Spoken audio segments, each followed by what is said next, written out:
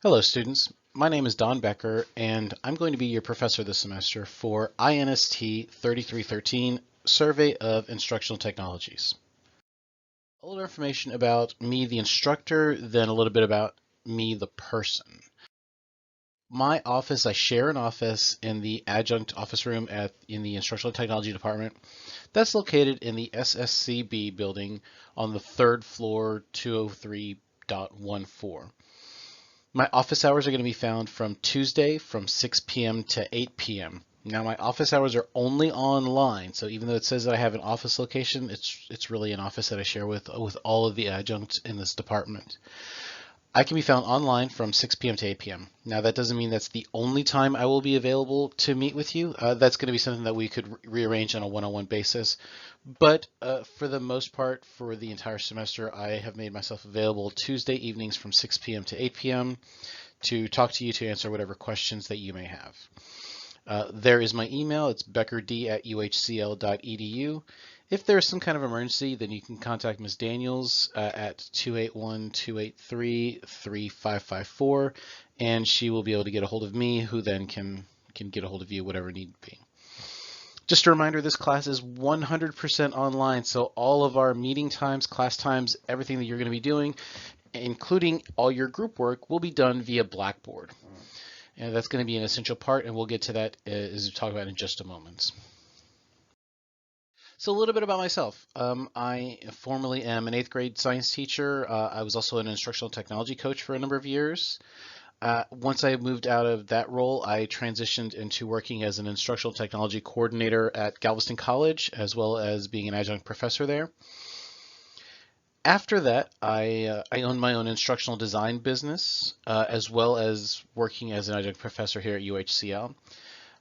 I decided to move out of being a business owner and now I work for a company continuing to do the same work that I do as an instructional designer, but I work down in Galveston now.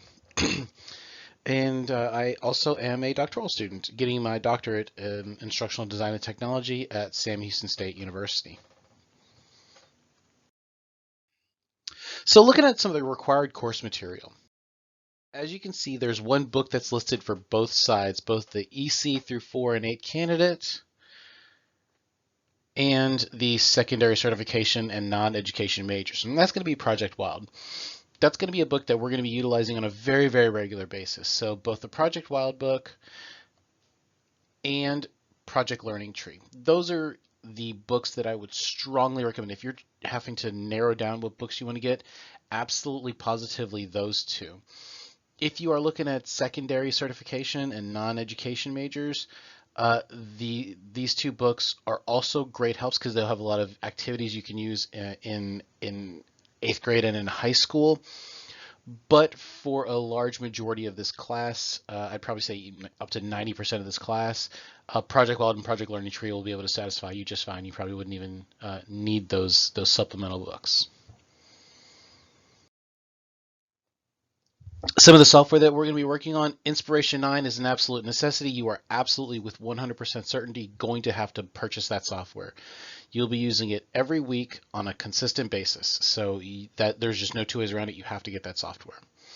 Addition, Photo Story or some sort of video making software that you have on your computer. Photo Story is an easy one. It works really, really well. But if you have other ones, then that's fine. But you're going to need some sort of video making software because there's going to be a few different times, including your first week's homework, in which you're going to be making a video. Have a Google account so that way you can access Google Drives and Google Sites. You're using the classic version, not the new one. So that's going to be something to be aware of. Also this semester, we're going to be using Nearpod, PowerPoint, Glogster, Rubistar, and Prezi, just to name some of the software that we're going to be using this semester. But that top row, and of course PowerPoint, those are the ones that we're going to be using on a pretty regular basis. So get accounts or become very familiar with those pretty quickly. Additionally, something I would recommend in terms of storage is some sort of jump flash or pin drive, whatever you call it. I call it a flash drive, but other people call it other names, but that device right there that you see on top. And then additionally, having some sort of cloud storage account is absolutely essential.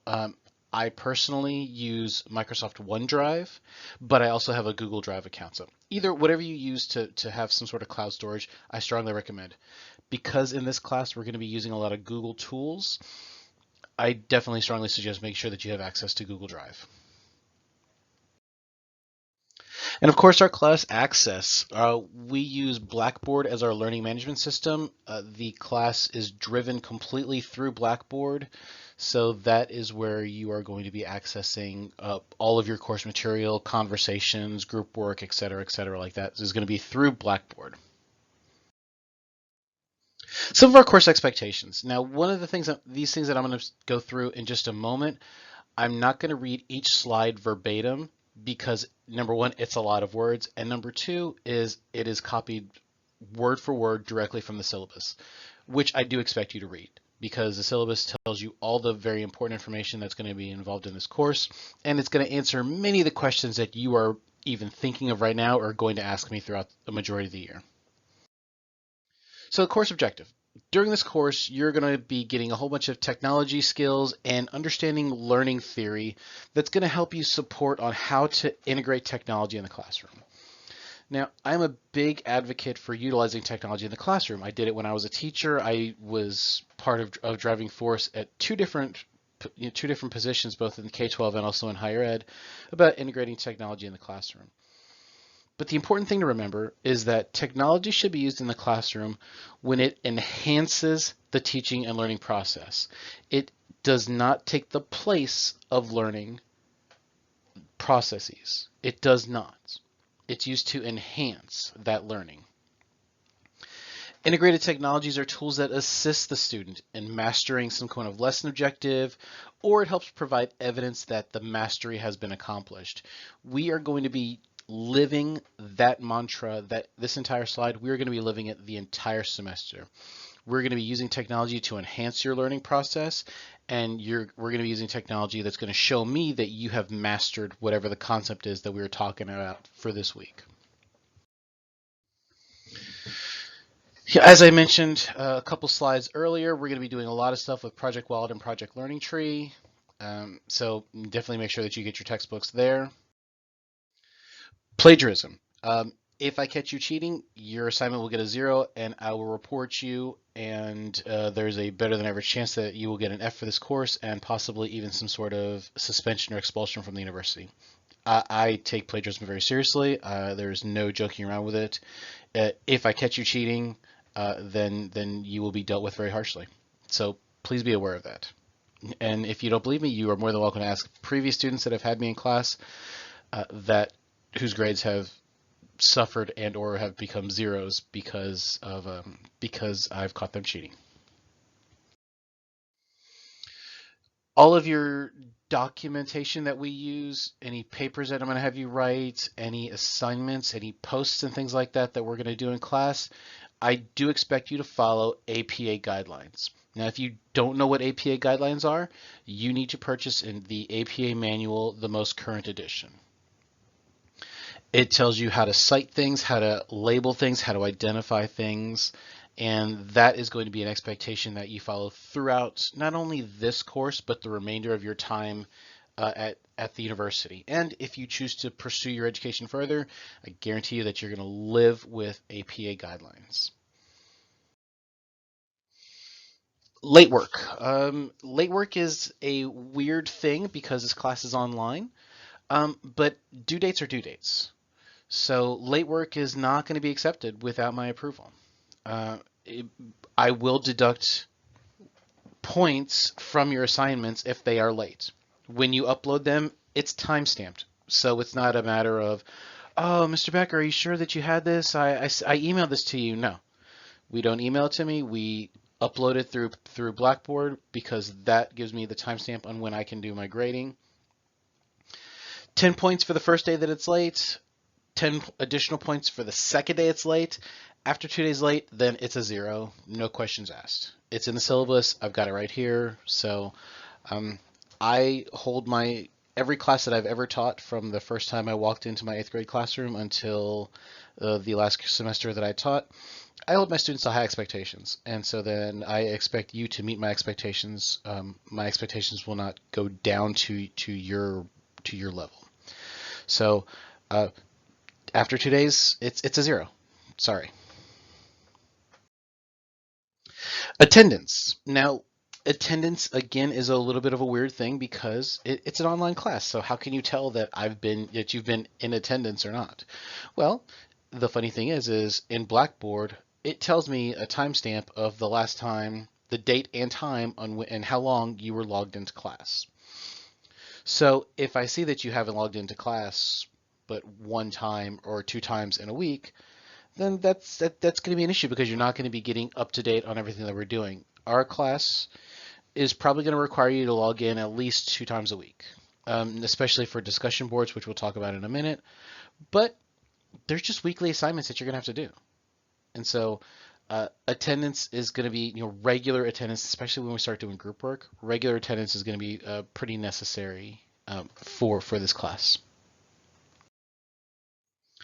Grades. There are a total of 2,795 points that you're going to earn in this entire semester. So it's simple fact. Do the math. If you've earned 2,000 points divided by 2,795, that's what your grade is. The specific grade breakdown is on your syllabus about how many points it takes to get A, B, C, B minus, C plus, things like that.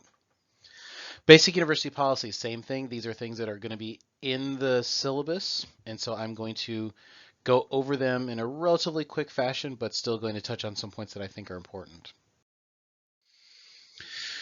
If you believe that you have a disability requiring an academic adjustment or some sort of auxiliary aid, please contact Disability Services by phone at 281-283-2648 or send an email to disability@uhcl.edu. Or go to the SSCB building, the same one as where the faculty offices are located, in the first floor, room 1.302. If you've had some sort of assistance in high school, and you're thinking that you don't need to have that additional support in college, great. If you want that support, ask for it. We don't automatically give that to you when you move to high school. You as an adult have to request these services. And these, they're fantastic at helping you get on track and get ready for those things. Academic dishonesty policy. The PDF is posted on the UHCL website. And the thing that I expect from all my students is that you will be honest in all your academic activities, and I promise you that I will not tolerate any dishonesty. And I expect the same out of you. ISTE. So what ISTE is the International Society of Technology and Education. That is the international professional development group that sets the standards for students, educators, administrators, instructional coaches, educators, and how we are able to, what are the best practices for utilizing technology in the classroom. I strongly recommend going to this website, taking a look at what the standards are, what you will be expected to do as a teacher, what your students will be expected to do as students. And also, if at some point in time, if you do want to continue going towards education degrees, I strongly recommend being a part of this organization. It's an absolutely fantastic organization. So now let's dive into the content. So the main content that we're going to look at today is going to be TPACK. Now, it sounds like it's something interesting, and in my opinion, it is. TPACK is the integration of technology, pedagogy, and content knowledge.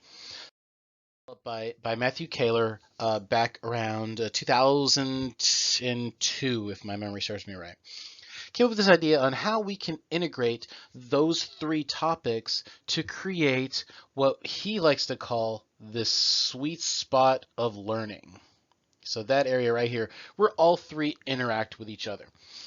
So as you can see, all of them can exist on their own. You can have the technical knowledge, you can have the content knowledge, and you can have the pedagogical knowledge. The more that we are able to integrate them together, the better it is going to be for learning for the student. Now, not every lesson at every point in time is going to be something that you're going to have in all three. Sometimes the need is right here, where it's a mixture of adding that pedagogical knowledge and content knowledge. Maybe technology isn't the right approach for this activity. Maybe it's an integration of the technology and content by themselves. Or maybe it's pedagogy and technology right there because you want to teach students how to use this tool before you begin to integrate the content within it. So there are different times where each of them are appropriate, and it's part of your job as an educator to figure out when is the best time to use each of these. TPACK is our theoretical foundation for how we integrate technology in the classroom. And so that's actually going to be additionally one of your readings that you're going to go into as well. So I'm kind of introducing the content right here, but I'm also assigning you readings that's going to take you into a greater depth and understanding of what TPACK is and how it can be offered in class and how you can use it in class. So let's look at some of your basic assignments. Your basic assignment leading into it is on Blackboard. There below where you see this, where you're watching this video now, are the links for all that we're talking about. So you have 3 readings that I expect you to read for this week that's going to help you with your posts. The first one is you're going to click on the link and you're going to read the TPACK Explained by one of the developers of this TPACK theory, Matthew Kaler. You're also going to read a second article called 13 Reasons for Using Technology in the Classroom by Jackie Murray. You're also going to read another article that's called The Pros and Cons of Technology in the Classroom by Amanda Ronan. So these are 3 articles that you are going to be expected to read. Now, Mr. Becker, what am I going to do with these readings? Well, I'm glad you asked me, student. So let me tell you what you're going to do with these. So for this week, you have a number of assignments that you're going to do. It looks overwhelming. I promise you it is not. Many of these things are very, very fast things to do. So you can see, Google account setup. That should take you like a minute and a half to do. UH email submission, a couple seconds to do. This technology proficiency assessment, it's a short little assessment to let me know what your starting point is on technology. Those are going to be the things that are going to be pretty quick to get out. And even your weekly reflection blog. So what my expectations for your weekly reflection blog is this, is you are every week going to reflect on your learning for the week. What went well for you? What did you struggle with? What are some of those aha moments? Just think about it as your own personal diary for this class. No one else can read that but me. So I want you to feel that you can write whatever you need to in that. Okay. I am expecting you to keep a reflection blog every week for the entire length of the semester, and you'll be graded, 10 points a week for the entire week. For the entire semester. So please make sure that you keep up to date with your weekly reflection. As learners, one of the most important things that we do as learners is reflect on our learning. And that's how we grow as educators, is we look back, what was successful, what could I do better next time, and how can I implement that in the future so I can be better. The other assignments that are going to take a little bit more time is you are going to make a photo story introduction. Now the specificities of that assignment are found on this Blackboard page below. I'm just kind of giving you the Cliff Notes version of what your assignments are. That photo story introduction, what the requirements are, you're going to make a photo story. It's going to help introduce you to all of us, and that's going to be worth 100 points. You are also going to create a wiki. You're going to have there's an introduction wiki that's in there. You're going to create a page for yourself that you're going to put that photo story in, and that's a piece of technology tool that's called. Oops, that's a terrible check mark. Let me erase that because I don't like that. All right, let's try that one more time. Much better check mark. So the photo story, the way that you put a video into a website is called embedding. Now, if you need help on how to embed something, please don't hesitate to reach out and ask. But the instructions are on this page right here it's pretty self-explanatory on how to do it. But if you do have additional questions, I'm more than happy to help. Check. And the last thing is discussion board. Now, I have specific expectations on discussion board. Our first discussion board for class is going to be called Can I Make a Difference? And that's going to be worth 50 points. So let me tell you a little bit about my expectations for this discussion board. So your first post must be made in the first 24 hours that the discussion board is posted. Now, being as this class is online, class starts on Mondays and ends on Sunday. So you have until Tuesday at 12 p.m. to make your initial post. Well, this week is a little bit different because Monday's a holiday, so that expectation shifts over one day to Wednesday at 12 p.m. But on days that we have our discussion boards, or on weeks that we have our discussion boards, I expect that your first post is done by Tuesday at 12 p.m. Your post must be a minimum of 2 paragraphs, and that is 3 to 5 sentences per paragraph. And you must have 2 or more APA cited sources. You already have done 3 readings earlier before you do this. So you have sources that you can cite already. If you do not make those initial posts, you won't be able to do any replies either. So it's essential that you do those replies.